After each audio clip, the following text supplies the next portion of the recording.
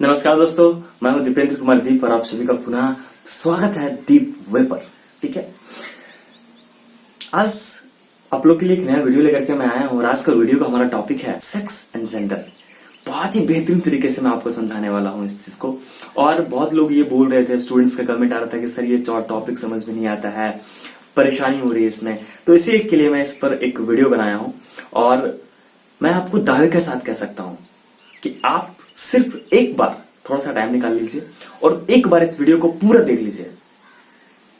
Sex और gender, लिंग और लैंगिकता में आपको कहीं परेशानी नहीं होगी। इतनी बेहतरीन तरीके से मैं आपको समझाने वाला हूं। तो सबसे पहले हम लोग बात करते हैं लिंग की।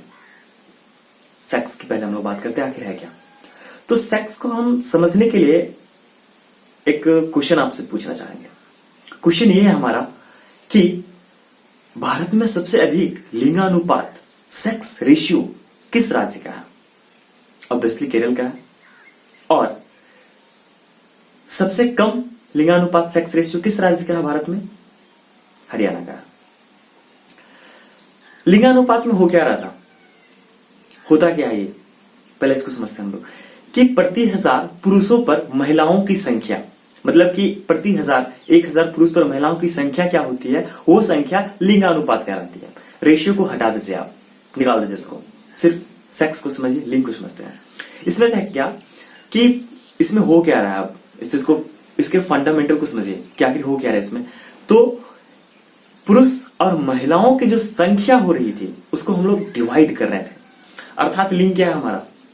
लिंग वो है जो जाति में, मनुष्य को जाति में बांट रहा है। मतलब कि ये महिला है, ये पुरुष है, ये महिला, ये पुरुष है, बालक है, बालिका, मतलब उसको अलग अलग स्त्री और पुरुष के रूप में बांट रहा है, जो वो हमारा लिंग है।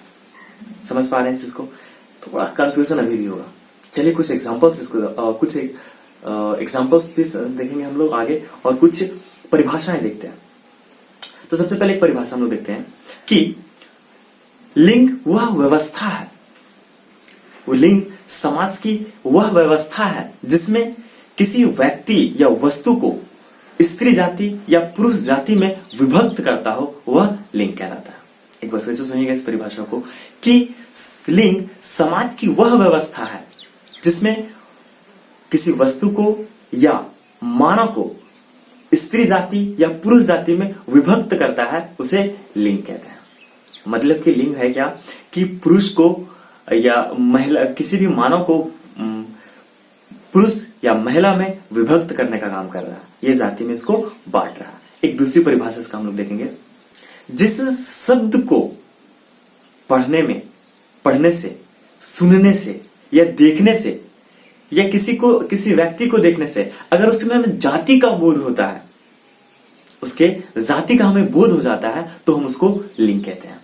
जैसे कि आप किसी को ऐसे ही सड़क पर चल रहे हैं, अब आपने देखा एक लेडीज आ रही थी, अच्छा ये स्त्री है।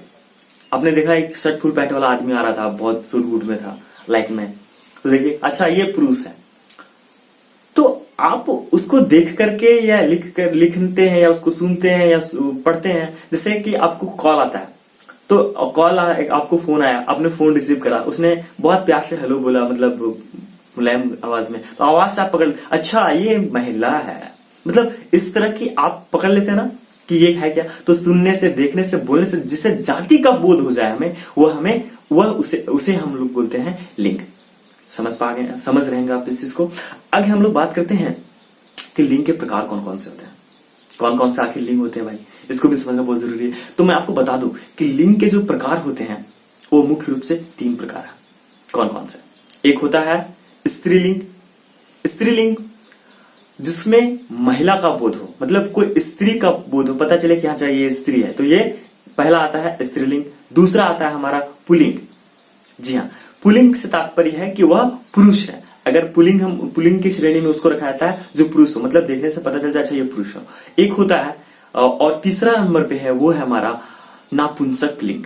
जी हाँ, नापुंसक लिंग, जिसको देखने से यह स्पष्ट नहीं किया जा सकता कि वह स्त्री है या पुरुष है, अर्थात उसमें स्त्री और पुरुष दोनों के गुण मिले होते हैं, तो उसको हम लोग बोलते हैं कि यह क्या है? नापुंसक लिंग। ये 3 लिंग थे। आप इसको समझ गए होंगे। अब बात करते हैं आखिर लिंग का निर्धारण कैसे होता है, कैसे भाई कोई पुरुष बन जा रहा है, कोई महिला बन जा रहा है, तो इसके निर्धारण को भी थोड़ा सा समझना जरूरी है। तो इसके निर्धारण को हम लोग समझते हैं। आप सभी को पता होगा कि जब भी किसी नए जीवन की शुरुआत होती है, जब मानव के नए जीवन की शुरुआत होती है, कोई बच्चा जब जन्म लेता है तो उसके लिए पुरुष और स्त्री दोनों के गुणसूत्र मिला करके मिलते हैं, तब जाकर के एक बच्चे का जन्म होता है। तो उसके लिए पुरुष का गुणसूत्र और महिला का गुणसूत्र दोनों को मिलाया जाता है। इसके लिए हमको 46 गुणसूत्रों की जरूरत पड़ती है। जी हाँ, 46 गुणसूत्र की हमें आवश्यकता होती है, जिसमें से 23 जोड़े गुणसूत्र होते हैं। लेकिन 23 जोड़े गुणसूत्रों में जो पुरुष का गुणसूत्र होता है, जो 22 जो होते हैं वो तो फिक्स होता है, लेकिन 23वां जो होता है ना, उसमें XX होता है पुरुष में और XY भी होता है। जी हाँ, एक चीज ध्यान रखिएगा कि पुरुष में XX और XY दोनों होता है, लेकिन महिला में सिर्फ XX ही होता है। तो अगर XX पुरुष का और महिला का भी XX मिला तो एक महिला का विकास होगा, एक बालिका का जन्म होगा, एक बालिका का जन्म होगा। लेकिन अगर पुरुष का XY, क्योंकि ये दोनों है इसमें, तो XY और महिला का XX मिलता है तो जाकर के एक बालक का निर्माण होता है, एक पुरुष का जन्म होता है, पुरुष जाति के व्यक्ति का जन्म होता है। लेकिन ये तो क्लियर हो गया कि स्त्रीलिंग और पुल्लिंग कैसे बन रहा है, ये समझ में आ गया होगा आपको। लेकिन एक तीसरा जो बचा हुआ था, नापुंसक लिंग, ट्रांसजेंडर भी जिसको बोलते हैं हम लोग, वो कैसे होता है? तो उसके लिए ये बोला जाता है कि इसका विकास तब होता है जब कोई गर्भावस्था के दौरान, जी हाँ, जब गर्भावस्था के दौरान कुछ एक्सीडेंट हो जाते हैं या कुछ दवाई आपने खा ली थी जो बहुत हार्ड होती है या फीवर आ जाती है, मतलब कि कुछ प्रॉब्लम क्रिएट होने के कारण से ये ऐसी स्थिति होती है कि ट्रांसजेंडर की उत्पत्ति होती है। आपको बताते चले कि जब भी कोई बच्चा होता है ना, तो जब गर्भावस्था में, तो जो शुरू का 3 मंथ होता है, फर्स्ट का 3 मंथ, ठीक है, प्रेगनेंसी का जो फर्स्ट 3 मंथ होते हैं, उसमें बहुत ही कॉम्प्लिकेटेड स्थिति होती है और उसी समय लिंग का निर्धारण होता है। तो उस पीरियड में खास तौर से बच्चों का ध्यान रखा जाता है। पीरियड जो गर्भावस्था में जो बच्चे होते हैं उसको बहुत अच्छे से उसका ख्याल रखना जरूरी होता है, क्योंकि अगर उस दौरान आप कोई हार्ड दवाई खा लेते हैं या फिर कुछ एक्सीडेंट हो गया या बहुत ज्यादा गहन चिंतन में है या कुछ मानसिक रूप से आपने कुछ ऐसा देख लिया हो जो हैरान कर दिया हो या बहुत तकलीफ में हो, तो ऐसी स्थिति में उसका प्रभाव बच्चे पर पड़ सकता है। और यही कारण है कि एक नापुंसक लिंग की उत्पत्ति होती है। ये क्लियर हो गया आपका होगा, ये आपका क्लियर हो गया होगा कि आखिर लिंग का निर्धारण कैसे होता है, कौन कौन से लिंग होते हैं और लिंग होता क्या है। समझ गए इस चीज को? सेक्स आपका क्लियर हो गया। अब बात करते हैं हम लोग जेंडर की। जी हाँ, लैंगिकता की। लैंगिकता को तो कामुकता भी कहा जाता है और कामुकता को इंग्लिश में सेक्सुअलिटी भी बुलाया जाता है। तो पहले हम लोग इसको समझते हैं। इसको समझने से पहले मैं आपको एक मूवी को याद दिलाना चाहूंगा, मर्दानी। मर्दानी मूवी देखी आप लोगों ने? उसकी एक्ट्रेस हीरोइन थी रानी मुखर्जी। जी हाँ, सही बोल रहा हूं ना? तो रानी मुखर्जी उसकी हीरोइन थी। उसमें हो क्या रहा था उस मूवी में कि आप लोगों ने देखा होगा कि अक्सर जो फिल्में आपने देखा, उस फिल्मों में आपने ये देखा होगा कि हीरोइन जो होती है उसको अगर थोड़ा सा भी तकलीफ हुआ या कुछ परेशानी होती है या फिर कॉलेज के लड़के उसको छेड़ते हैं या कोई गुंडा उसके साथ बदमाशी करता है, तो वो क्या करती है, हीरो को कॉल करती है, हीरो को पता चलता है, हीरो आकर के फाइट करता है। लेकिन इस मूवी में ये दिखाया गया कि अगर एक महिला के साथ जो भी परेशानियां हो रही थी तो उनको सॉर्ट आउट करने के लिए रानी मुखर्जी पुलिस अधिकारी के रूप में थे वो, और वो एक लेडी होकर के एक मर्द की तरह काम किया उन्होंने और उस प्रॉब्लम को सॉर्ट आउट किया, एक मर्द की तरफ फाइट किया, घसीट घसीट के मारा विलन को। तो इस मूवी में आप लोगों ने ये देखा होगा कि एक लेडी मर्द का रूप धारण कर लेती है। वो है एक लेडी है वो, लेकिन काम कैसा कर रही है, वो पुरुषों वाला कर रही है। मतलब कि वो अपने काम को छोड़ करके जो है वो उसको छोड़ करके थोड़े अलग जाति वाले, मतलब कि पुरुष जाति का काम जो है उसको अपना करके कर रही है। यही है आपका लैंगिकता। चलिए कुछ परिभाषाओं से इसको समझते हैं और बेहतरीन तरीके से। लैंगिकता एक ऐसी स्थिति है जिसमें मनुष्य अपने आप को कामुक रूप से प्रकट करते हैं या अभिव्यक्त करते हैं या अनुभव करते हैं।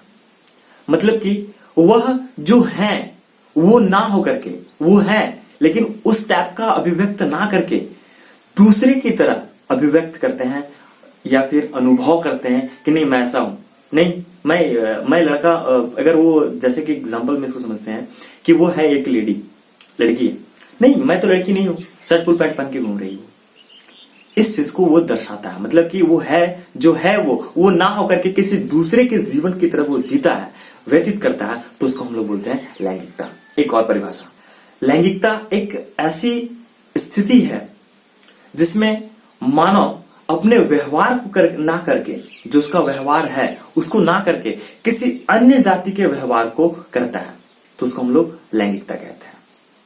क्या कहते हैं उसको? लैंगिकता करते हैं। एग्जाम्पल समझते हैं कि एक्सप्लेन थोड़ा कर देते हैं उसको कि मान लीजिए कि आप एक लेडी है और आपका व्यवहार कहता है कि आपको थोड़ा दबे सहमे से रहना है, कुछ नहीं चाहिए, मतलब ज्यादा हल्ला नहीं करना है, मारना तो बिल्कुल भी नहीं, और लड़कों पर तो आप हाथ उठा ही नहीं सकता, आप तो लेडीज हो, तो ये आप लैंगिकता में नहीं आ रहा। लेकिन अगर वो लेडी हो करके भी पुरुषों की तरह पूरा मार धाड़ कर रही है, जैसे कि मर्दानी मूवी में रानी मुखर्जी ने किया था, अगर वैसी कर रही है वो, मतलब कि है वो लेडी लेकिन पुरुषों की जिंदगी व्यतीत कर रही है, तो वह लैंगिकता में आएगा। मतलब कि वह अपने जाति, जो जिस जाति का है वो पुरुष जाति का है, तो पुरुष जाति का ना होकर के महिला जाति की तरफ बिहेव कर रहा है, महिला जाति का तो महिला जाति का ना हो करके भी पुरुष जाति की तरफ बिहेव करता है, तो उसको हम लोग बोलते हैं कि यह लैंगिकता है।